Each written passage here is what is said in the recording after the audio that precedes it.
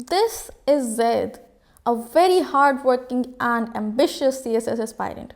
हर साल हज़ारों एस्पायरेंट्स की तरह जैद ने भी इस साल फैसला किया कि मैं भी CSS करूँगा। लेकिन जब इंग्लिश एस्से की बारी आई तो जैद को पता चला कि यहाँ तो हज़ारों एस्पायरेंट्स से ज़्यादा लाखों एस्से के मेंटर्स बैठे हैं और इतने लोगों के बीच मिस गाइडेंस ले लेके जैद को कुछ समझ नहीं आई। Ultimately, Zaid ended up being very depressed about English essay. Poor guy.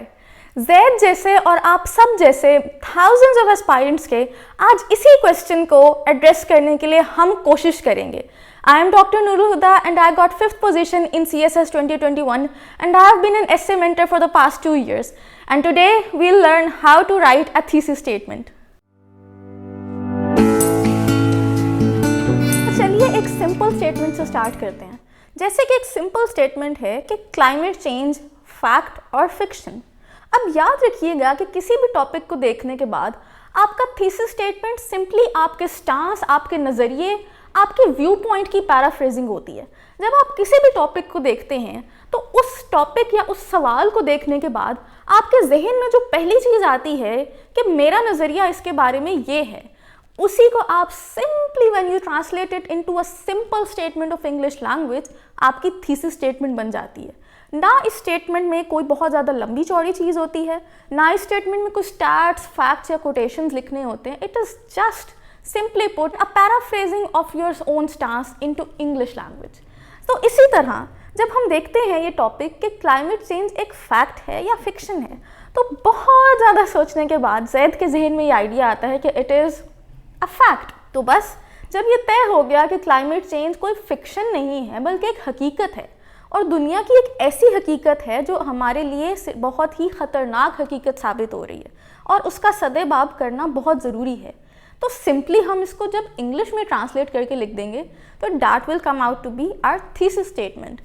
यानी कि climate change is a grim reality which is posing threat to the world today. Thus, pertinent measures need to be taken in order to avert climate change and its associated risks. Wow! समझ में आ गया कि thesis statement क्या होता है? Now let's move on to a bit difficult topic, a bit more literary topic, which happen to be my most favorite topics, जो कि fortunately या unfortunately आजकल they happen to be the most favorite topics of the FPSC examiner as well. तो चलिए एक topic को pick करते हैं, do we really need literature in our life. इस टॉपिक को देखने के बाद जैद के जहन में ये आता है कि उसको उसकी टीचर ने बताया था कि आपका स्टांस हमेशा ऑप्टिमिज्म और रियलिज्म के ऊपर बेस्ड होना चाहिए। और वैसे भी इंग्लिश ऐसे के एग्जाम में never make the mistake of derogating the literature. आप कभी भी ये बात नहीं करेंगे कि लिटरेचर एक आइडियलिस्ट, एक फैंटेसी बेस्ड या एक इम्प्रैक्टिकल या नॉन प्रैग्मेटिक अप्रोच है, बल्कि you will always go in the favour of literature. Literature is very much needed in our life. तो बस इसी स्टांस को हम जब पैराफ्रेज करके लिखते हैं और अंग्रेज़ी ज़बान में इसको ट्रांसलेट करते हैं तो something comes out to be like this. Literature has been a significant impetus behind the growth of mankind, and continued literary activity is needed for progress in all facets of life. Amazing!